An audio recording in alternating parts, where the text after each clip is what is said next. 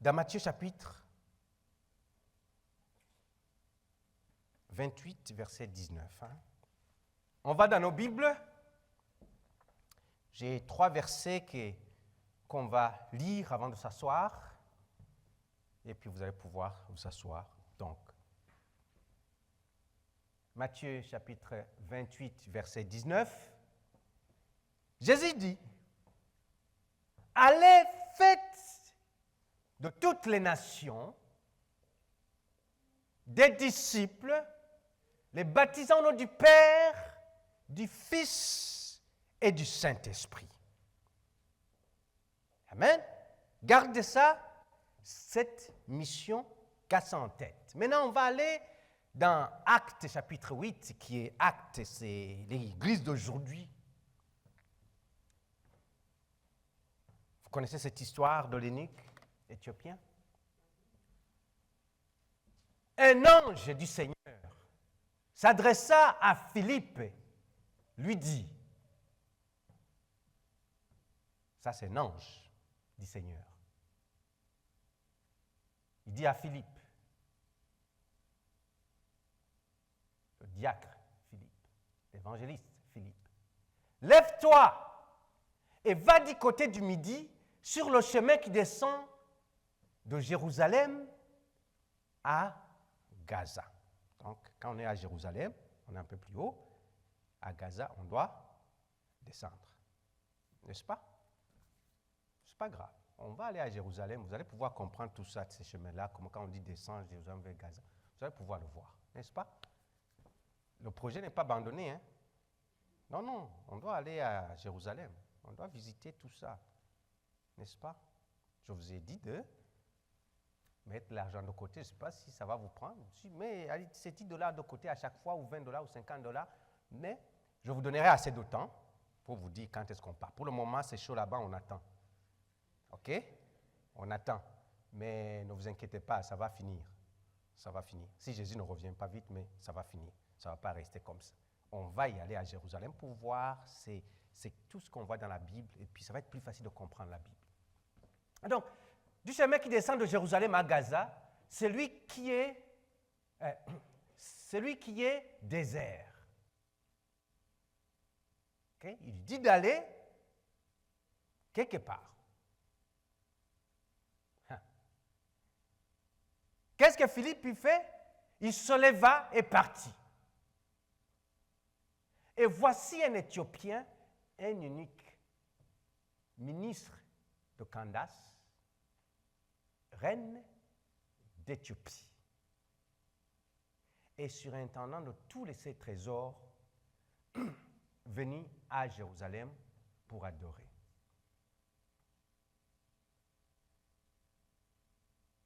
S'en retourner, assis sur son char, et des fois je dis, ici au Québec, une auto, on l'appelle un char. Je me dis, est-ce que c'est peut-être à cause de ça? C'est là où ils sont trouvés ce mot char. Élisée, le prophète Ésaïe. L'Esprit dit à Philippe. Donc Philippe, il voit quelqu'un qui est en train de lire le prophète Ésaïe. Alors l'Esprit maintenant dit à Philippe, avance et approche-toi de ce char. Philippe a couru et a entendu l'Éthiopien qui lisait le prophète Ésaïe. Il lui dit, regarde qu'est-ce que Philippe fait. Comprends-tu ce que tu lis? Il répondit, comment le pourrais-je si quelqu'un ne me guide? Et il invita Philippe à monter et à s'asseoir avec lui. Luc 15, verset 7. Luc 15, verset 7. Ça, c'est le thème, le verset du thème de cette année.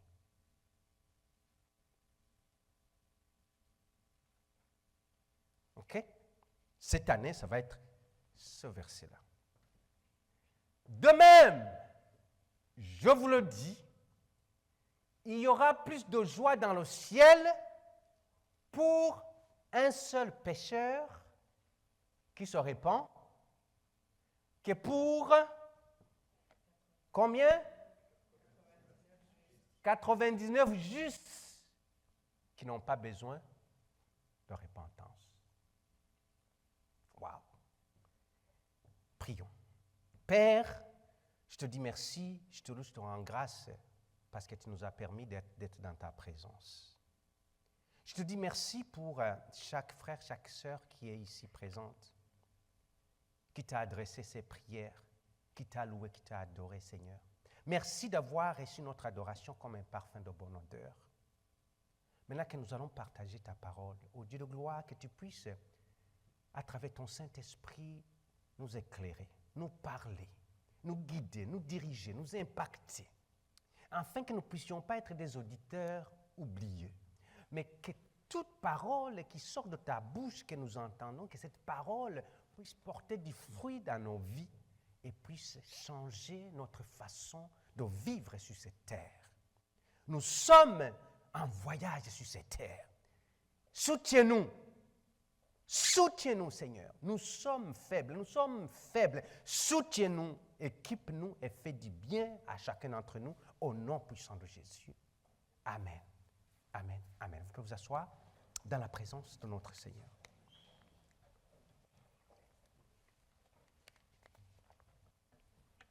À travers ce verset, j'ai tiré un thème assez, vous avez trouvé assez spécial ou bizarre, que j'ai appelé aujourd'hui «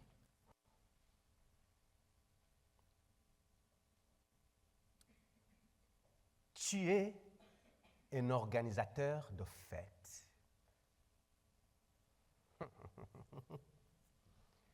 Regarde quelqu'un à côté de toi, dis-lui, tu es un organisateur de fêtes.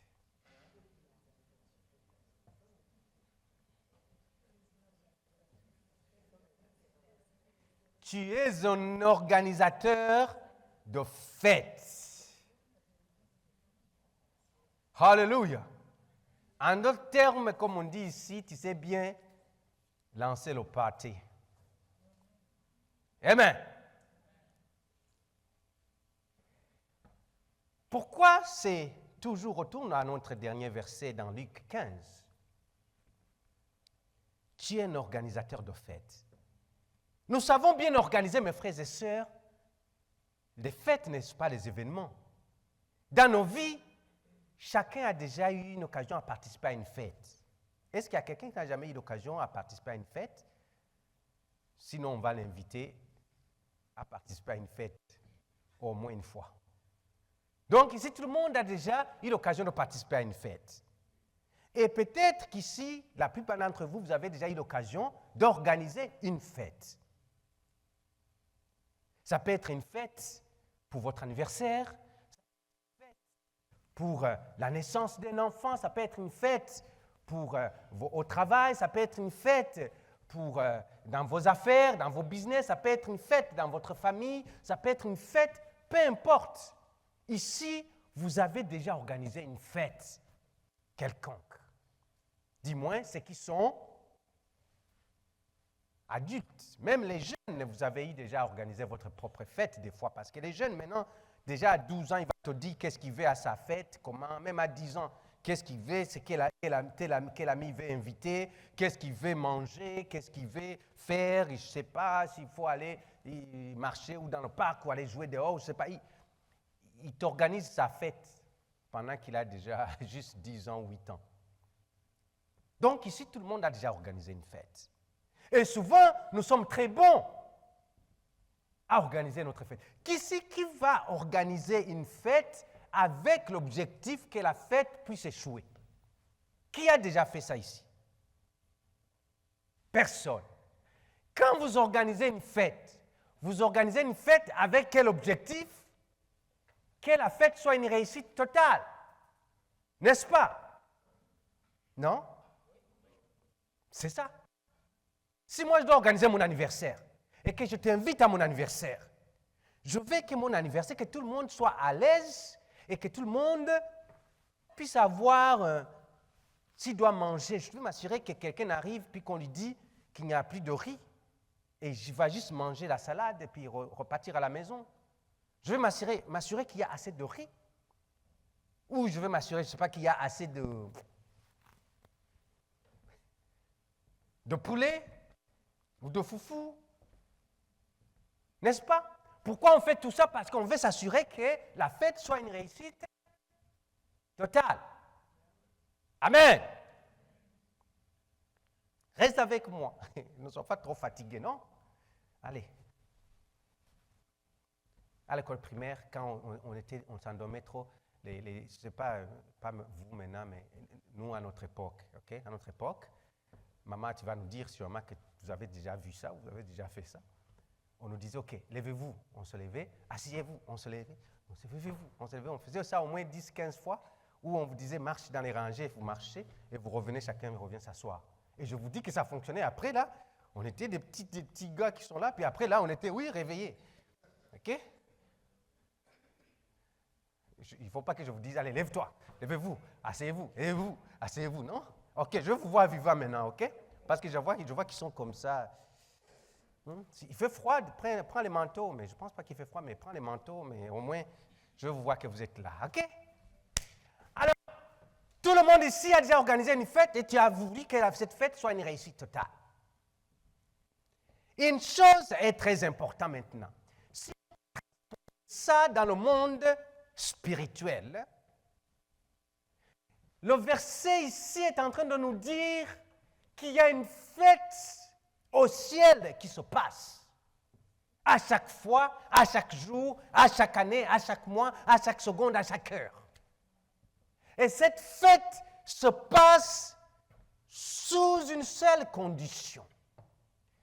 Vous, pour faire la fête, il faut qu'il y ait un sujet de fête, n'est-ce pas? Si tu m'invites à ta fête, je vais dire c'est pour quelle occasion? OK? Mon frère Narcisse m'invite, me dit, je t'invite chez nous, viens, nous allons partager quelque chose. La première chose que je vais lui demander, mais je dis, mais est-ce que c'est pour la fête à mademoiselle Calin? Est-ce que c'est... Si c'est elle, je veux savoir qu'est-ce qu'il faut que j'amène comme cadeau. S'il me dit, c'est pour ma charmante épouse, mais je veux savoir, ok, le cadeau que j'amène à sa fille, ça ne sera pas le même cadeau que j'amène à son épouse. Donc, je dois savoir, cette fête où tu m'invites, c'est quoi exactement qu'il y a? Parce que ma prochaine question, c'est qu'est-ce que je peux amener? Alléluia! Mes frères et sœurs, quand on vous invite à une fête, okay, là je vous parle comme en famille, là. La première question que tu dois poser, c'est qu'est-ce que je peux apporter? OK? Ne va jamais, ça c'est mauvais pour les enfants de Dieu. On appelle ça l'égoïsme spirituel. OK? Si je t'invite à ma fête, tu ne me poses pas la question, je vais dire, j'attends toujours la question. Sinon, il ne faut pas venir être, comment on dit là, un fardeau pour tout le monde. Demande-moi. De faire, peut-être je vais te dire, non, tu n'as besoin de rien amener. Mais ça va me faire plaisir quand tu me dis qu'est-ce que je peux amener. Alléluia! Ça, je vous le parle. Ça, c'est la vie de tous les jours. De savoir vivre dans la société. Mais oui, il faut qu'on enseigne ça dans l'église. Vous voulez qu'on vous enseigne ça où? Alléluia! C'est bon? Mon frère Narcisse, si tu m'invites, je vais te demander qu'est-ce que tu veux que j'amène? Et il peut me dire, écoute, non, tout est bon, pasteur, viens. Juste toi qu'on veut, viens seulement. Vu qu'il est gentil, c'est toujours ça qu'il me dit. Okay? Il veut que j'amène rien parce que lui, il est très gentil. Lui, il est très... Lui, c'est... Waouh! Amen? Mais au moins, je lui ai demandé, qu'est-ce que tu veux que j'amène dans cette fête? Pourquoi? Parce que je vais faire partie de ceux qui vont agrémenter la fête et non pas de ceux qui vont faire échouer la fête.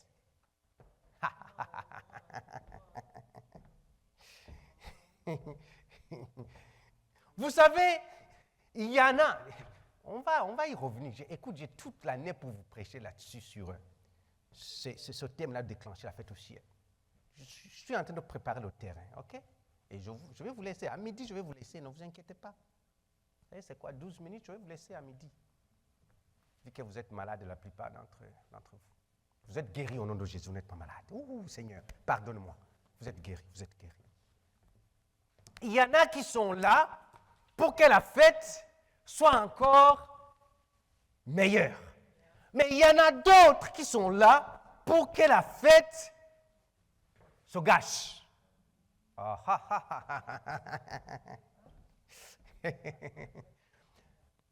Il y en a que tu as fait ta fête et la fête va bien.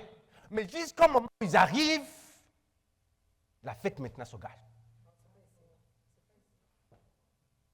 Oh non, non, non, je ne parle pas de vous. Mais les autres qui sont dans... Les autres qui vont dans les autres églises, pas vous. Non, non, non, vous, oh, non, non, ici, là. Mais il y en a les autres qui vont dans les autres églises que j'ai vues. Ils arrivent et la fête devient une catastrophe, excuse-moi. Alors que avant qu'ils arrivent, avant qu'ils soient là, la fête était, tout allait bien. Au ciel, il est en train de dire, il y aura plus de joie dans le ciel pour un seul pécheur qui se répand que pour 99 justes qui n'ont pas besoin de repentance. Donc ici au ciel, on voit qu'il y a une fête qui se passe au ciel. Alléluia. Et s'il y a une fête qui se passe au ciel et que nous savons que nous ne sommes pas de ce monde, nous sommes des citoyens célestes, c'est que réellement cette fête qui se passe chez nous, dans notre maison, dans notre famille, nous concerne et nous devons y participer. Ah. Excuse-moi. Regarde quelqu'un, dis-lui, tu es invité à la fête.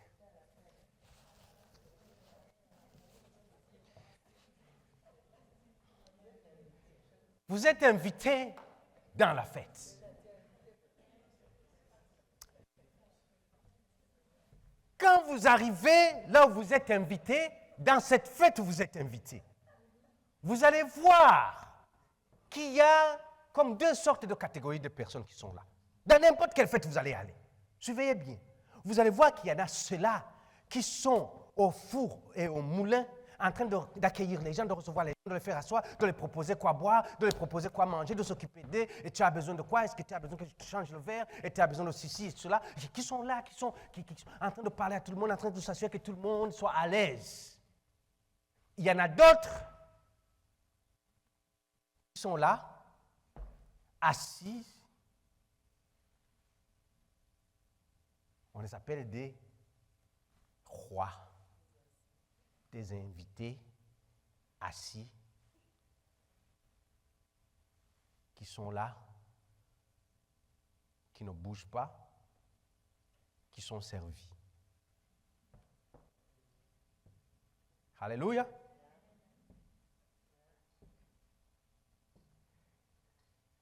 C'est souvent ceux-là qui sont les plus nombreux. OK? Et dans l'église, c'est la même chose. Au ciel, ceux qui sont en train de chercher, de rendre la fête encore continuelle, encore meilleure. Imagine-toi, on dit qu'il y aura plus de joie dans le ciel pour un seul. Donc moi, une seule personne que je permets à ce que cette personne reçoive le Seigneur Jésus-Christ, que cette personne donne sa vie à Jésus, il y a une fête déjà au ciel qui commence. Mais imagine-toi si elle, maintenant, après, elle fait la même chose, mais la fête qu'on pensait elle allait finir recommence encore. Et on va faire une fête continuelle qui ne va pas finir. Et ça ne sera pas une joie pour une seule personne, mais quand c'est rendu 10, 15 personnes, mais la fête devient grandiose. N'est-ce pas? Le problème est que ceux-là qui sont en train de participer à ce que la fête se passe comme il faut, soit très, très, je ne sais pas comment. Ceux qui sont en train de le faire sont très peu. Il y en a trop qui sont assis, qu'on les accueille, qu'on les montre là où s'asseoir, qu'on les donne à boire, qu'on les donne à manger. Il y en a beaucoup. Pas ici, pas vous. Non, non, non, non, pas toi. Mais celui qui est assis à côté de toi, qui est toi-même. Celui-là, bien assis. Bien assis. Faut la fête se passer. Oh, il y a une autre fête là-bas. Oh, regarde. Oh, mais de l'autre côté. Oh, c'est là où Pierre était assis. C'est là où ils étaient en train de danser. Oh, mais non, c'est là où David. Oh, regarde aussi là où David se trouve aussi. Il y a aussi, je viens de voir, il y a maintenant, ils sont en train de danser aussi. Oh, non, non, non, non. Attends, mais là, regarde. Oh, c'est là où Jésus était en train de marcher là. Il était là, Jésus. Regarde là-bas aussi, il y a une fête. Ils sont en train de regarder, regarde. Ils sont assis là-bas.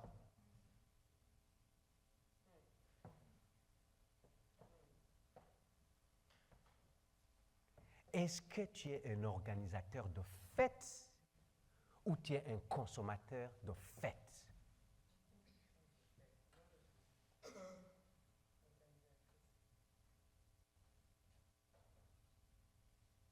Les organisateurs de fêtes, c'est ceux-là que je vous ai parlé, qui viennent pour juste rendre la fête difficile.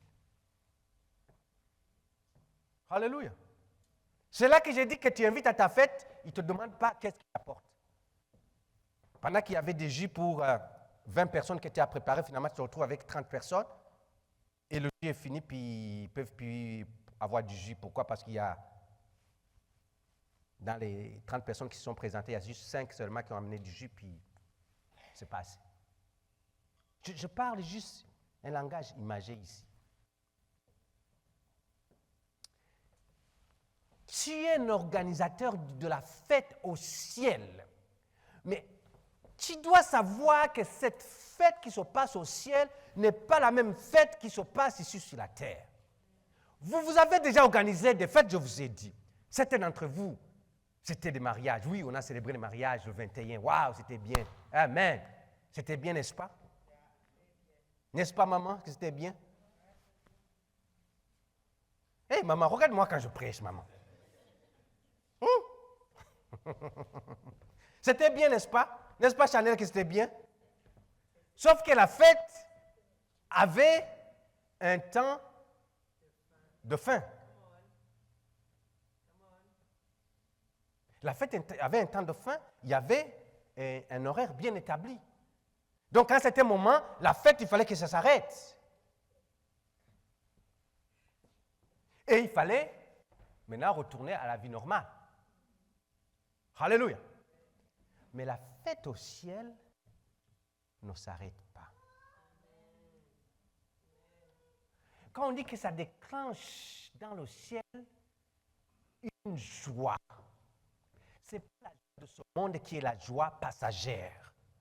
C'est une joie qui est au ciel, une joie où Dieu lui-même il dit, voici ma fille, voici mon fils, voici mon garçon, voici en qui j'ai mis toute mon affection, toute ma confiance. Regarde qu'est-ce qu'ils sont en train de faire. Regarde la fête, la joie qui est au ciel. Et cette joie, il n'y a personne qui peut la changer. Cette joie est éternelle. Ici, tu seras appelé cette année à tout faire pour déclencher la fête au ciel. Je finis ici. Je ne sais même pas quelle heure qu'il est, mais j'ai fini. J'ai fini. Je vais y aller en profondeur dimanche prochain. La question que je veux que tu répondes demain, après-demain. est-ce que je suis un organisateur de fêtes ou je suis un consommateur de fêtes? Ou je suis un gâcheur? Oui, je ne sais pas si ça existe. Un gâcheur de fêtes. Comment on dit celui qui fait des gaffes là? Gaffeur. Je suis celui qui vient tuer la fête ou je suis celui qui vient contribuer à la fête? Celui qui vient apporter à la fête. Mais tu es appelé. Tu n'as pas besoin de demander, tu n'as pas besoin de faire quoi que ce soit. Si tu es un enfant de Dieu, si tu es né de nouveau, tu es appelé un organisateur de fêtes. Ma question, quand est-ce que tu vas organiser cette fête? Tu as été bon à organiser ton anniversaire. Tu as été bon à organiser ton mariage. Tu as été bon à organiser le baby shower. Tu as été bon à organiser la naissance. Tu as été bon à organiser tes 50 ans ou tes 25 ans ou tes 15 ans. Tu as été bon à organiser la fête de ton, je sais pas, ton accomplissement dans ce monde. Mais quand est-ce que tu vas te dire, c'est le moment maintenant, je vais organiser la fête au ciel. Dimanche prochain, on va essayer d'aller en profondeur pour comprendre qu'est-ce que ça va nous prendre. Amen. Parce que c'est une début. Je m'arrête ici. Juste, c'est une introduction. Mais là où tu es, premièrement, si tu n'as pas encore donné ta vie à Jésus, tu ne peux pas organiser une fête de là où tu n'appartiens pas. Un étranger ne peut pas venir dans ma famille pour organiser mon anniversaire. Non. Premièrement, il ne peut même pas rentrer dans ma maison. Pour qu'il rentre, il faut qu'il fasse partie soit de mes amis, soit de ma famille. À ce moment-là, il peut m'aider à organiser la fête. N'est-ce pas? Si tu es là et que tu n'as pas encore donné ta vie à Jésus, tu ne peux pas organiser une fête au ciel parce que ton nom n'est pas là encore. Si tu ne l'as pas encore fait, là où tu es, je peux te donner une possibilité de le faire. Des yeux fermés. Tout le monde, les yeux fermés. Sans avoir la honte de quoi que ce soit. Là, tu dis, pasteur, j'aimerais donner ma vie à Jésus, puis être capable d'organiser cette fête au ciel. Là où tu es, juste lève la main. Nous allons faire la prière ensemble. Tu n'as pas besoin. Là où tu es, dis, j'aimerais donner ma vie à Jésus. Je ne l'ai jamais fait, je n'ai jamais donné ma vie. Je n'ai jamais fait cette prière du salut. Juste là où tu es, lève la main. Que tout le monde a déjà donné sa vie à Jésus. Les yeux fermés, tout le monde. Les yeux fermés. Alléluia.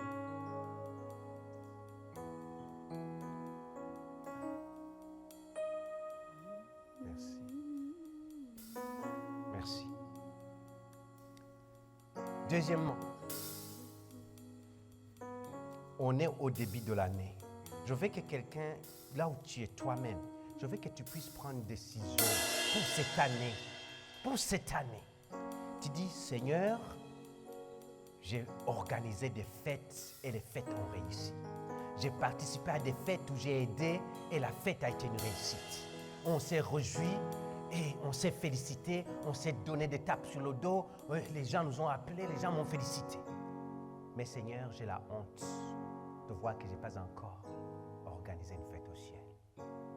Dis Seigneur, je veux que cette année, tu me fasses grâce, que je puisse être parmi ces heureux ou heureuses choisis qui vont déclencher une fête cette année au ciel. Fais une décision. On est au début de l'année.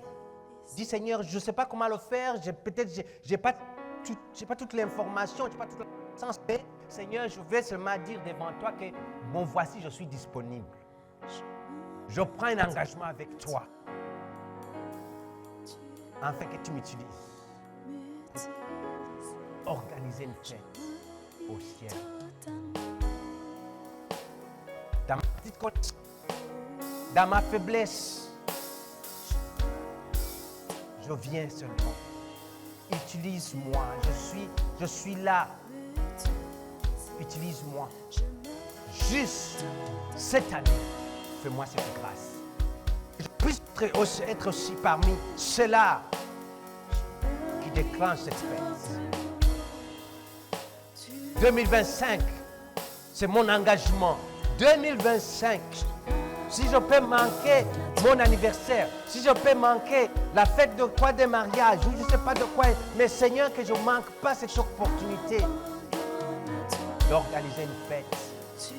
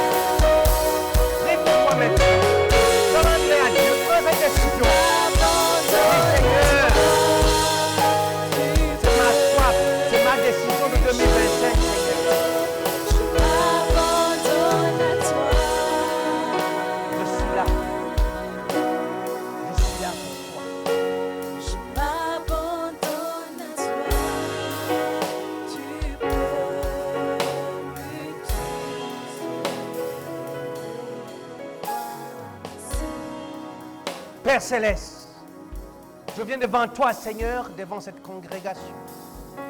Seigneur, pendant que nous débutons cette année que tu nous accordes, tu nous le prêtes, éternel Dieu. Cette année ne nous appartient pas. Nous ne savons pas qu'est-ce que demain ça nous réserve. Car c'est toi qui connais le lendemain, moi je ne le connais pas. Seigneur, pendant que tu nous prêtes cette vie, pendant que tu prêtes, Seigneur, vie à ma soeur, à mon frère, Seigneur, ici dans ces lieux. Je prie, Seigneur, pour tous ceux-là, Seigneur, qui ont pris cet engagement, qui veulent, éternel Dieu, que tu les utilises, qui se donnent, Seigneur, qui veulent se donner à toi, se laisser à toi, éternel.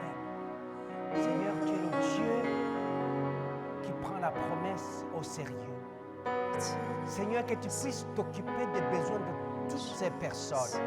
Seigneur, peut-être ils ont décidé de s'oublier, mais de chercher à faire la fête au ciel et non pas sur cette terre. Seigneur, je sais. Toi, tu dis que si nous sommes fidèles dans les petites choses, tu seras fidèle dans les grandes choses. Je prie, Seigneur, pour 2025, pour les besoins de chacun ici dans ces lieux.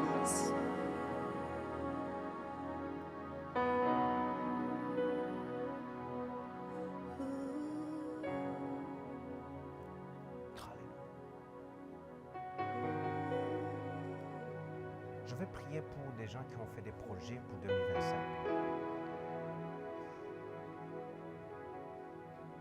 En passant, n'oublie pas d'écrire vos projets. Si tu as fait un projet pour 2025, si tu ne l'as pas encore fait, je te demande de faire un projet. Un projet, ça peut être n'importe quoi que tu veux. Tu peux dire, Seigneur, je vais faire un projet qu'en 2025, je vais avoir mon permis de conduire. C'est un projet. Tu peux dire, Seigneur, je vais signer un projet pour qu'en 2025, Seigneur, je vais être travailleur autonome à mon compte 100%. Tu peux dire, Seigneur, j'ai un projet, Seigneur, je veux qu'en 2025, Seigneur, je ne sais pas. je puisse pardonner telle personne. C'est un projet. Je veux, Seigneur, qu'en 2025, éternel Dieu, je puisse finir ce diplôme que je veux. Seigneur, je veux qu'en 2025, Seigneur, telle chose. Ici, chacun a un projet quelconque.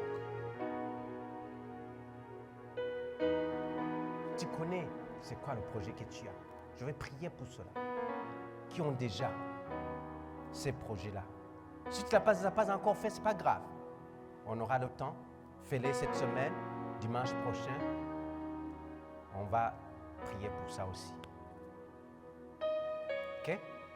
Prends un bout de papier, écris sur un bout de papier les projets que tu veux. Si c'est 1 ou 2 ou 3 projets, ce n'est pas grave. On va mettre dans l'enveloppe comme on l'a fait dans l'année, on va prier là-dessus avec une foi ferme. Je vais prier pour tous ceux-là qui ont fait des projets. Parce que tu viens de demander à Dieu de te permettre d'organiser une fête au ciel. C'est-à-dire que tu viens de t'oublier d'abord et de mettre Dieu en premier. Dieu dit que si tu es fidèle dans les petites choses, moi je vais être fidèle dans les grandes choses. Je vais prier pour que Dieu puisse s'occuper de ce projet qui te tient tant au cœur.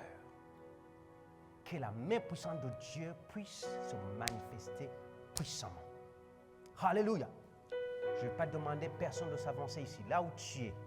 Si tu ne l'as pas encore fait, ce n'est pas grave. On va prier pour toi le dimanche prochain. Mais là où tu es, si tu as déjà tes projets tracés ou un projet quelconque, quoi que ce soit, lève la main là où tu es. Tout le monde les yeux fermés. Tout le monde. Okay? On ne regarde pas c'est qui. Non, tout le monde les yeux fermés. Moi, je vais prier. Là où tu es. Tu as un projet déjà que tu as déjà, c'est ça que tu veux. Tu le connais déjà. Lève la main. Moi, je vais prier.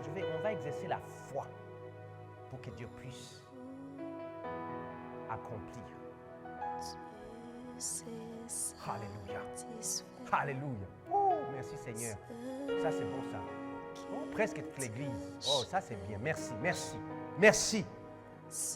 Père, en tant que ton serviteur et l'ange que tu as placé sur cette église, Seigneur, je viens devant toi en signe d'humilité pour t'apporter, Seigneur, cette église que nous sommes, cette congrégation que nous sommes. T'apporter, Seigneur, mon frère, ma soeur, qui ont des projets, qui t'ont déjà adressé, qui ont déjà tracé les projets qu'ils ont pour 2025.